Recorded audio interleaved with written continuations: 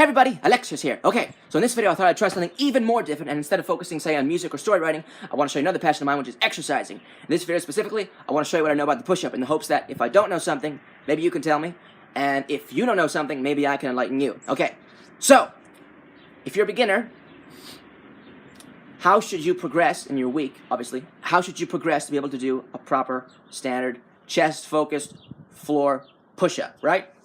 A lot of people will advise that you should do granny push-ups, which is like this. You get on your knees, right? And you crank out reps from here. Now, the problem with the granny push-up is twofold, okay? First of all, if you're really weak, you'll bring your knees super far forward, your back will collapse, and you'll start basically worshiping the floor, which is horrible form. Second problem, is that you can't progressively make it harder because there's only a certain amount of distance you can bring your knees back before your form is destroyed and you have to be on your feet. And if you're really weak, that's not going to help you. So a way better option to start off training for the push-up is to do incline push-ups, and that's where you do push-ups on an elevated platform. You put your hands on something elevated, like, say, a bench, and you crank out reps from there. Because you're at an angle to the floor, you're not completely parallel, the force of gravity isn't so forceful. So that's good to know. And what's really great about this is that the weaker you are, the higher you raise the platform, and as you get stronger, you progressively, incrementally lower it until you're parallel with the floor. So that's really good to know. Oh, and I'll tell you something, a mistake a lot of beginners make when they do incline push-ups. Here's something to keep in mind.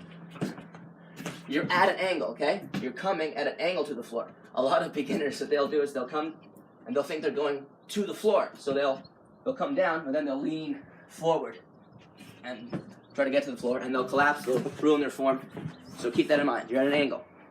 Okay, now let me talk about, I guess, the mistakes that I know that people make when they do push-ups. Okay, mistake number one, people will flare their elbows out like this. They'll keep their wrists completely straight, and when they do the push-up, their elbows will come straight to the side, straight out from their body. And that is bad. Why? Because you're internally rotating your shoulder when you flare your elbow out. And you don't want to internally rotate your shoulder because you're putting your shoulder in an anatomically weakened position. Your shoulder is weaker when it's internally rotated. In fact, physiotherapists, when they want to check if you have impingement in your shoulder, will put you into an internally rotated position and press down and ask you if it hurts. You want to be externally rotating the shoulder because that's in a stronger position. That's how you can hold more weight that way. Okay? You're not impinging the joint. So, and that applies to however wide or narrow you put your arms in relationship to the push-up. So, you don't want, if you do a really wide push-up, right? You don't want to be doing this. You don't want to bring your elbows out like that. You want to keep them in. You want to keep your wrists out like that. See? Not like this. Like this. And that way you can even get better extension. You can get even a wider range of motion. So that's something to keep in mind, okay?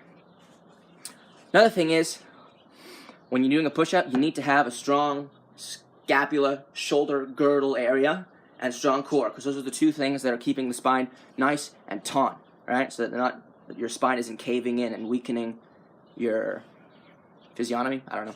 Okay, so with regards to the scapula area, let me show you a mistake people make. People make this mistake. If their chest is weak and their scapula is weak, they won't actively decompress their shoulders. They won't bring them down. They'll hunch up when they do, say, a pushing exercise like a push-up. And what happens is the chest will cave in, and the shoulder will take over the work. You want the chest to be out in front, so that it's taking the brunt of the weight.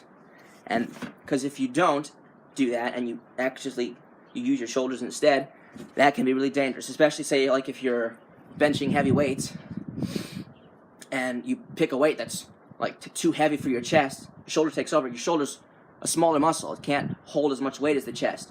And so you'll tear something in your shoulder. Most shoulder injuries occur during chest exercises because of bad form. So that's something to keep in mind. Keep your scapula compressed. Bring that chest out so that the chest is moving the weight first. Okay, and so actually a good exercise you can do if you're training for the push-up and you don't have strong scapula and you want to make them stronger so that you can actively decompress, and then when you push, extend through the scapula, is this. You get on a bench. Get out of here, kitty. You crazy kitty. You get on a bench, okay? Or you can do it on the floor, but a bench is easier, so if you're a beginner. You get on the bench, you keep yourself nice and taut. That's another thing. You gotta keep everything taut. You wanna tighten your butt, you wanna tighten your feet, you wanna tighten your core, you wanna tighten everything. Keep nice and taut, bring your scapula back. We'll come up and down. Just extend the arm from the shoulder girdle. Just bring it all the way out. And that strengthens some muscles down here, some muscles up here, just the whole shoulder girdle area. So that's good. That's a good exercise to do if you wanna just make yourself more complete as a human being. Okay, and then also exercise the core. Do like crunches and whatnot. Just make yourself strong all over. Because if you're not, this is what's gonna happen.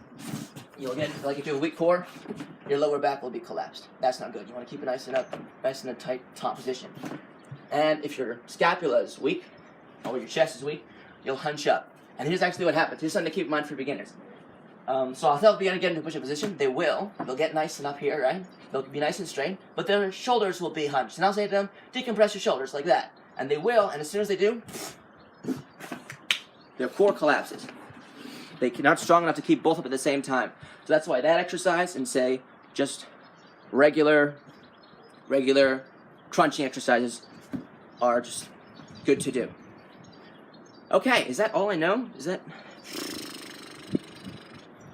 Range of motion. Let me just go over range of motion real quick.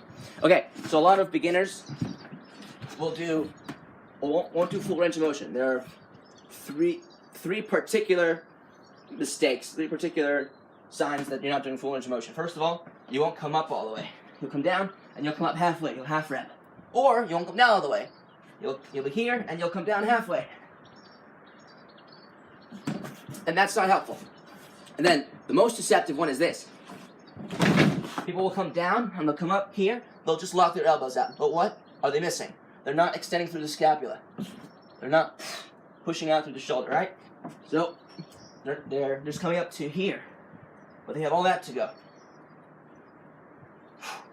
All that.